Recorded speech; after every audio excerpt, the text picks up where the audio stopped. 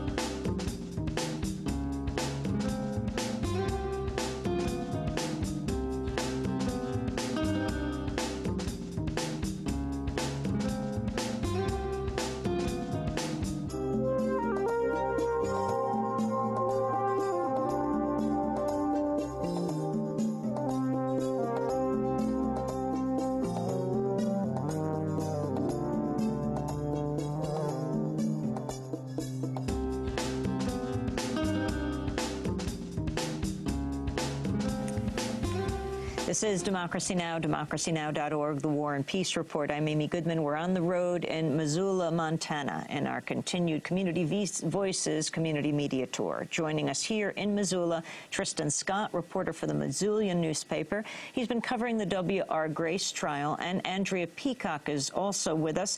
She's an independent journalist who's covered Montana politics and Western environmental news for several years. She's a former editor of the Missoula Independent and has written for Counterpunch and Mother Jones. She's the author of the book Libby, Montana, Asbestos and the Deadly Silence of an American Corporation. We welcome you both to Democracy Now! Tristan, tell us about this trial. There was a moment there when Gayla Benefield says she fears it's a sham.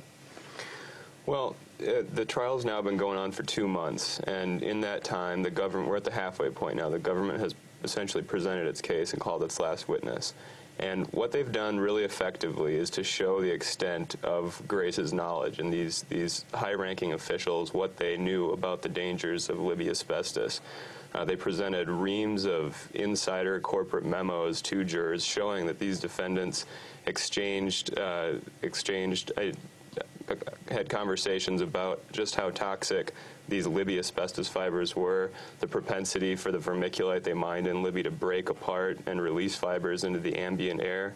And I think they've done an effective job showing jurors that. That said, what they're charging is a conspiracy under the Clean Air Act, under a criminal provision that didn't exist until 1990, which is the same year that the mine closed. So that's what's so far-reaching about this case, is that they're trying to show that the conspiracy was furthered past 1990. That's been very difficult for them, and of course they're out-lawyered by corporate defense lawyers that each defendant has a half-dozen lawyers working for them.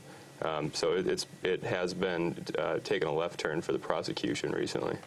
Andrea, you have been following the story for a long time. You wrote a book on Libby, Montana. Mm-hmm. Talk about the significance of this, what you've seen, the defense and the prosecution, how they're presenting the story, and what you think is key for people to know. I mean, I was so struck by Gayla Benefield saying they couldn't get reporters in their own state, right here in Montana, for years to cover the crisis in Libby, Montana. That's true, and I think part of it is just because Libby's so isolated physically. It's up in the northwestern corner of the state, nothing much else around it. The thing, I think, there's a couple of things I think are key. One is if a trial is about each side's performance, each lawyer's performance, and how well they tell their story, clearly the defense has done a better job here, and you're talking about very well-paid defense attorneys versus public servants on the government side. But if you go back and actually look at the elements of each charge, I think all the pieces are there. The government really has presented evidence for every single count and all the elements of those counts. And when the judge considers the motion to acquit next week, he has to view that evidence in the most favorable light to the government and decide whether or not a reasonable person would possibly find guilt there. So I think chances are good that it's actually going to go to a jury. An interesting point, which a lot of people don't realize, is that this trial really is about environmental crimes. It's not about, homicide, for instance. It's about, violations of the Clean Air Act and conspiracy and fraud and obstruction of justice. And it would be really interesting, I think, if our state attorney general at some point would reopen the question of homicide. Certainly the difficulty is proving intent, but negligent homicide, the Grace left this material in Libby, all over the place in Libby, knowing that it was far more toxic than other kinds of asbestos, and also knowing that it is very easily disturbed, that the people in Libby just going about their day-to-day lives would stir this stuff up without intending to. So I think there's definitely a case to be made there. Andrew, what did W.R. Grace know, and when did they know it, according to your research? Well, Grace knew before they bought the mine in 1963 that there was asbestos there. It was actually a draw. They thought they might be able to find some sort of commercial use, that they might be able to make a product and sell it. And the fibers in Libby turned out to be, I think, not strong enough, and so it was basically just a tramp contaminant. The company that owned the mine before Grace bought it had begun doing annual X-rays of their workforce and also lung function tests. And this was something that Grace continued year after year after year. So you can look at these memos and basically see the disease progression among named men. It's very disturbing. Beginning in the 1970s, there was a toxicity test done on hamsters that compared Libby's vermiculite, Libby's asbestos, to other kinds of asbestos, and the Libby part of the study was not published at that time. That showed that Libby's asbestos was far more virulent than other kinds of asbestos. And on into the 80s, there were epidemiological studies. So, certainly it was widely known in '63 when Grace bought the mine that asbestos would kill you from asbestosis. The industry was well aware that it was a few years before it was widely known that there was a link to cancer.